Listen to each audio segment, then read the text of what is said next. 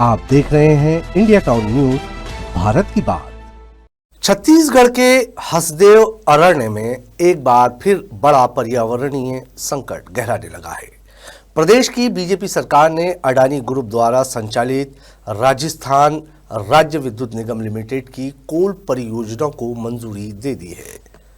25 नवंबर को जारी इस आदेश के बाद 1700 हेक्टेयर से अधिक प्राकृतिक वन क्षेत्र उजड़ने का खतरा बढ़ गया है। अनुमान है कि करीब 7 लाख से ज्यादा पेड़ों की कटाई होगी। इसके साथ ही सरगुजा की रामगढ़ पहाड़ी, जिसे ऐतिहासिक और धार्मिक धरोहर माना जाता है, वो भी कोल ब्लास्टिंग के दायरे में आ सकती है।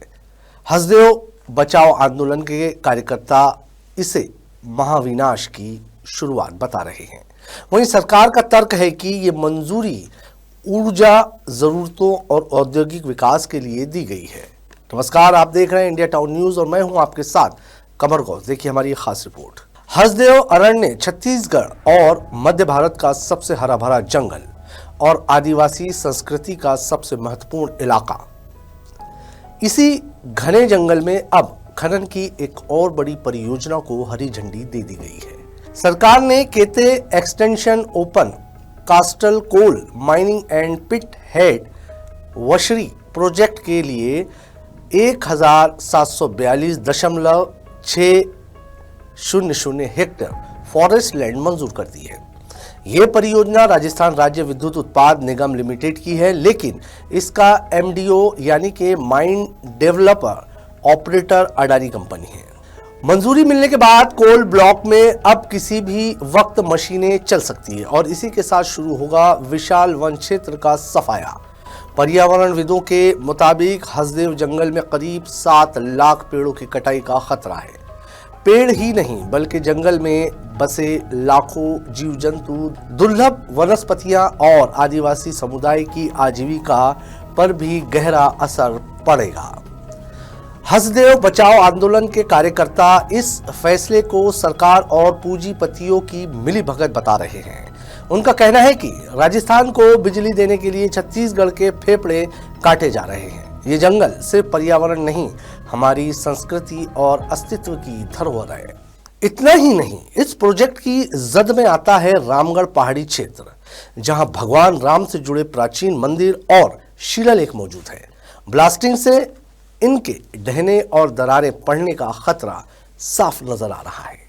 कांग्रेस सरकार के समय इस परियोजना पर रोक लगी थी, लेकिन बीजेपी सरकार ने पुनः मंजूरी जारी कर दी। पूर्व उप मुख्यमंत्री टीएस सिंहदेव ने भी इस फैसले को गंभीर पर्यावरणीय चूक बताया है। उन्होंने कहा कि केते एक्सटेंशन कोल माइंस को पर्यावरण मंजूरी मिलना दुर्भाग्यपूर्ण है। रामगढ़ पहाड़ी हमारे इतिहास और आस्था की धरोहर है। खनन गतिविधियों से इसका भारी नुकसान होगा। उनका कहना है कि कांग्रेस सरकार के दौरान रामगढ़ पहाड़ी के संरक्षण के लिए सर्वे कराया गया था, लेकिन अब पर्यावरणीय चिंताओं को नजरअंदाज कर दिया गया। पर्यावरणविदों का दावा है कि जिस 10 किलोमीटर के दायरे में खनन ब्लास्टिंग होगी, उसमें रामगढ़ पहाड़ी के मंदिर, गुफाएं और पुरातात्विक संरचनाएं गंभीर रूप से प्रभावित होगी। हसदेव बचाओ आंदोलन के ग्रामीणों का आरोप है कि सरकार स्थानीय निवासियों की सहमति के बिना जंगल सौंप रही है। वन अधिकार कानून के तहत ग्राम सभा की अनुमति जरूरी है, लेकिन ग्रामीणों की सुनवाई नहीं हो रही है।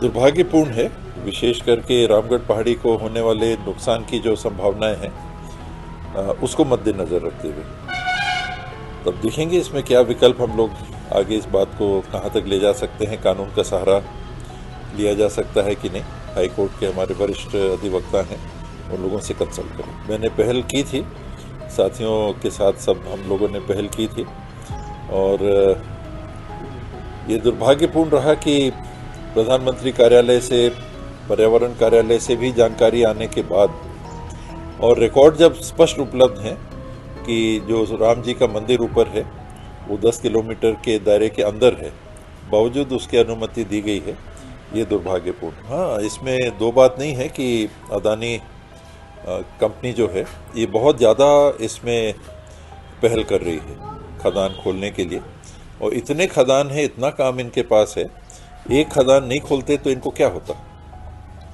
तो ये मैं तो इनके इस पहल को गैर जिम्मेदाराना मानता हूँ। सरगुजा को तो खतरा नहीं है, लेकिन रामगढ़ की पहाड़ी को जरूर खतरा है, और यदि कोई नुकसान हुआ तो मुझे नहीं लगता है कि लोगों की नाराजगी के सामने फिर अदानी और काम कर पाएंगे।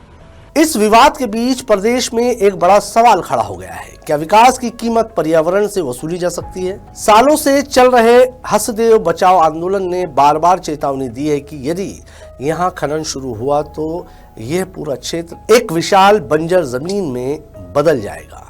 जल स्रोत सूखेंगे, वन्य प्राणी विस्थापित होंगे और आदिवासी गांव हमेशा के लिए उजड़ जाएंगे। ग्रामीणों का सीधा सवाल है, क्या जंगल सिर्फ कागजों में बचाए जाएंगे? क्या ये अरण्य सिर्फ फाइलों और भाषणों में जीवित रहेगा? हसदेव अरण्य सिर्फ छत्तीसगढ़ का नहीं बल्कि पूरे देश का फेफड़ा माना जाता है।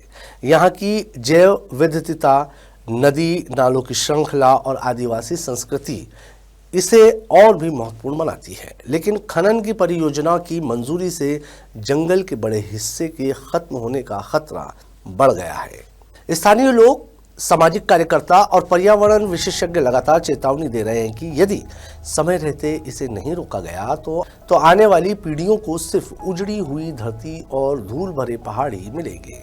हसदेव के जंगलों में खनन की मंजूरी ने राजनीतिक और पर्यावरणीय बहस को नई दिशा दे दी है। एक ओर सरकार इसे ऊर्जा उत्पादन और विकास का रास्ता बता रही है, वहीं दूसरी ओर पर्यावरणविद और स्थानीय समुदाय इसे विनाश का संकेत मान रहे हैं। अब नजर इस बात पर रहेगी कि आंदोलन, कानूनी चेतावनी और राजनीतिक दबाव के बीच क्या यह परियोजना आगे बढ़ेगी या फिर हसदेव के जंगल एक बार फिर सुरक्षित बचे रहेंगे। ये आगे देखने वाला नजारा होगा। फिलहाल मुझे दीजिए इजाजत और आप देखते रहिए इंडिया टाउन न्यूज, भारत की बात। नमस्कार। आप देख रहे हैं इंडिया टाउन न्यूज, भारत की बात।